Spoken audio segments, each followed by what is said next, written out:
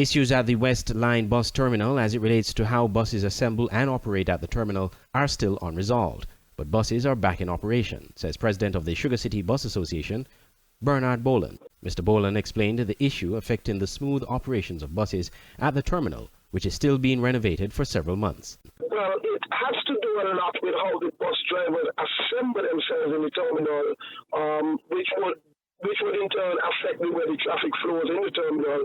So the bus drivers come in and they queue up with their faces turned to the northern side of the island and their backs turned to the southern side, which is the seaside.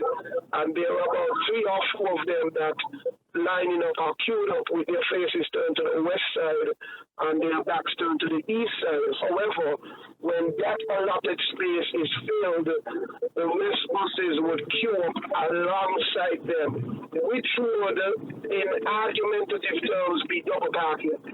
The officer, however, said that we are not allowed to do double parking at the terminal, which in sense it is the law. But our argument was that we have been doing this for about a year now.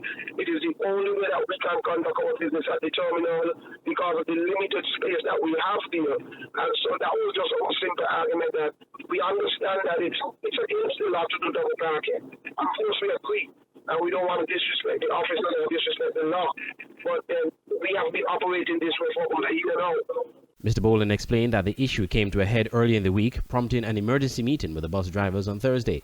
That meeting affected transportation to and from the western side of the island, and Mr. Boland apologizes to commuters. The bus drivers have returned to normalcy since about midday or just a little after midday yesterday because we would have asked them to return to normalcy.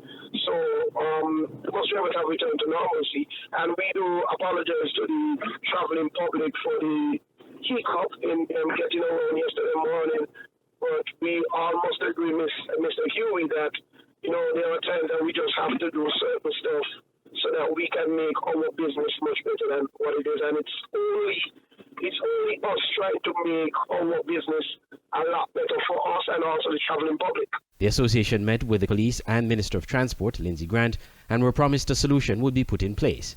He said, however, that at the time of this interview, he had not heard back from the authorities. Andre Huey, SKN Newsline.